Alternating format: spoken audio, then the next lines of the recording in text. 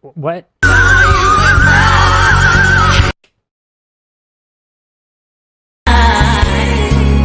She's like, hold on.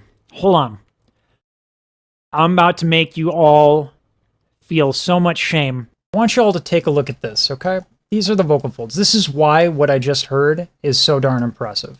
See these two little flaps right here? Those are the vocal folds. Okay, now we're going to just zoom out a little bit, okay? That is how small they are, okay? You can kind of see it there at the little highlight. These things are tiny, and this model, the sex of this particular model is male. The significance of that is that the folds, testosterone-laden folds, are twice as large. So this is about the size of a nickel, what you're seeing here. You know, if I put a nickel here, about that size. For a woman, for estrogen-laden folds, they're about the size of a dime, okay? So let's preface all of what I am, like, it's crazy. But wait, there's more. There's more. So they're not just tiny, right? We have to control these things, okay? Because if we don't control them, we don't make the sound. If we don't make the sound, we don't make the music. Folds come together by virtue of breath, pretty much. That's pretty much the entire method in which they come together. I'll just demonstrate this real quick. It's called the Bernoulli effect. When I blow air through these, they come together. That's how the vocal folds work. Now, with whistle register, so here's the thing. We don't actually know. We have a hypothesis. We don't actually know what happens because we don't have instruments small enough to access the larynx during whistle register. And some people will be like, well, it's just flagello. That's like the same thing, but with German funny words. We don't know.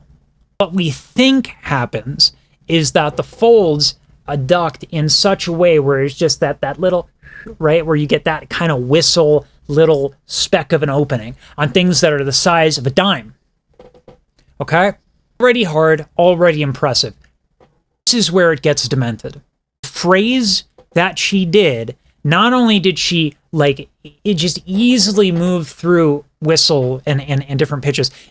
When you're singing, usually the vocal folds, not usually, if you think a pitch, the vocal folds will adduct and adjust to that pitch. The difficulty is working around tension and phonation and acoustics and all that.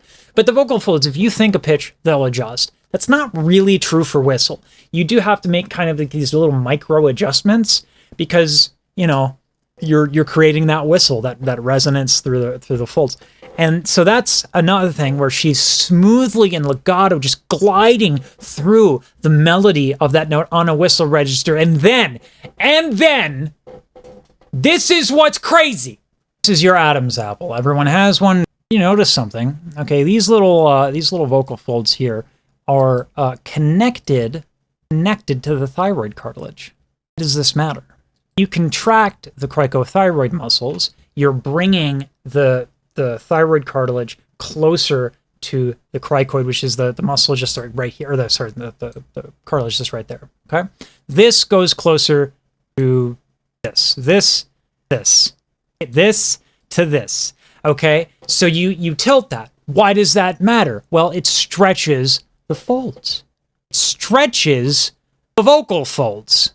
She has to adjust her whistle register pitch during a phrase, which takes incredible breath control to just make that little bit of an opening. And then she has to go through and navigate the melody. And then she stretches her vocal folds, but keeps the whistle in the thing. And then vibrato during a whistle. It's insanity. It's you know what? I need therapy after that because, like, my mind is blown.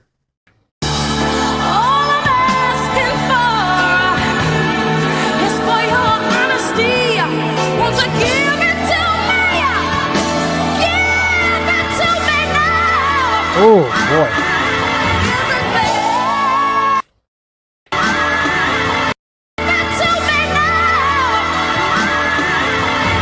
Oh, my God. So the reason why this is so darn impressive, we're going back to the vocal folds, okay? Now, thyroid cartilage tilts the thyroid cartilage, and you get the stretching of the vocal folds, right? Like a rubber band. Tilting is actually kind of the opposite.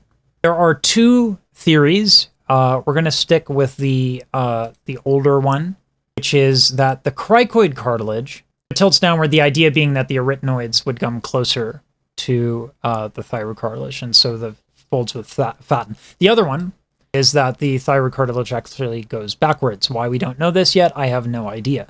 But regardless, the way that the vocal folds look when you belt is they're thick, they're together, and they are fat. So these two muscles here are the vocal folds, right? Now, I really like this angle because a lot of times when you see the vocal folds, you see them from a top-down view, but that doesn't really tell the story, especially when you're talking about belt. And what's nice is that we can talk about it, and you can actually see what I'm saying when I say they're fat and chonky belt folds, because what they're doing is all of that flat comes together. Whereas when you're singing in a lighter fashion or even classically, like the top ends just kind of come together a little bit. So belting is very dramatic.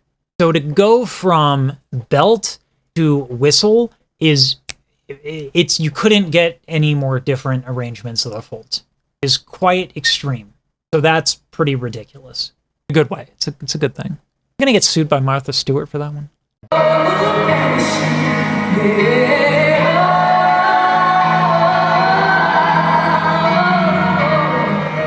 It, goes from louder to softer. She shapes the phrase that way. It's super clever.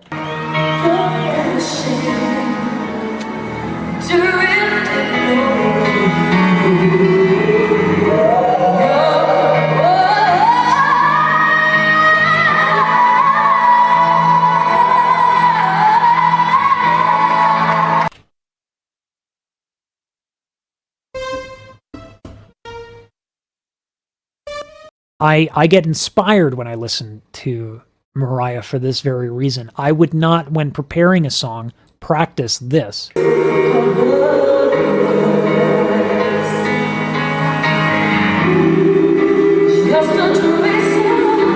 Like, I wouldn't have thought to make such a dramatic shift. But she does choices like that so often in so many different songs. She has such a great musical intuition. No! Fire the flute player. I don't like them. I don't like the cut of their jib. I got this. Wait, you got the flute part? Yes, I do. Now get that out of here.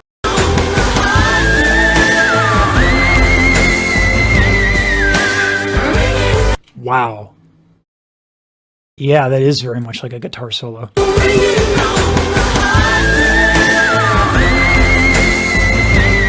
And this is like...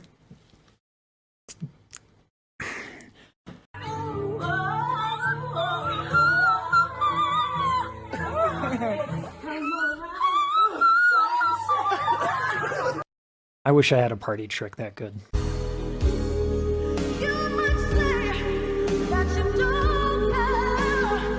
So she belts on the first part of that. And then we have the thyroid tilt.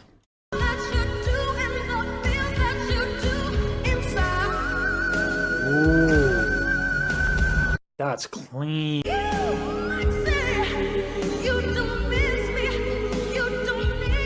And then we're getting vocal growls. We're getting gritty, right? She's hitting consonants extremely hard.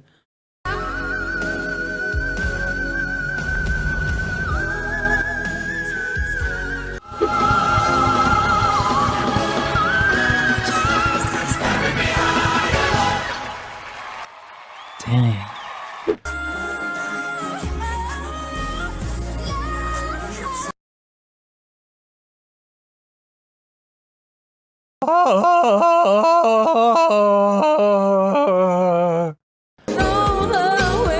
Her soft palate's drooped here, and listen to the tone difference.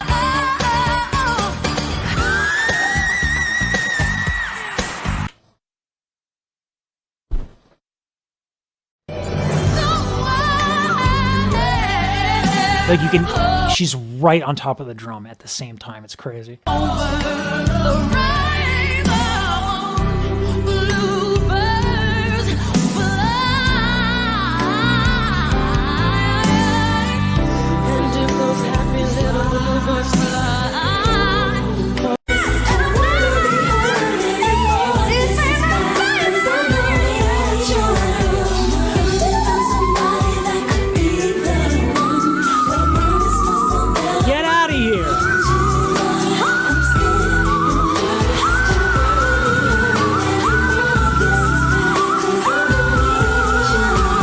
So many people go for whistle or go for super high notes, and the struggle is real. There's no struggle here. It's just, this is the cleanest whistle stuff.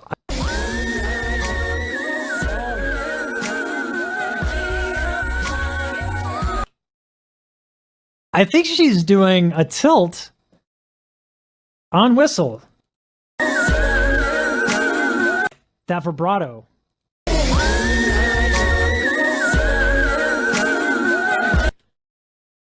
There's so much going on. I'm going to react to the reaction the coach has had to the Mariah Carey Christmas song. Let's go react.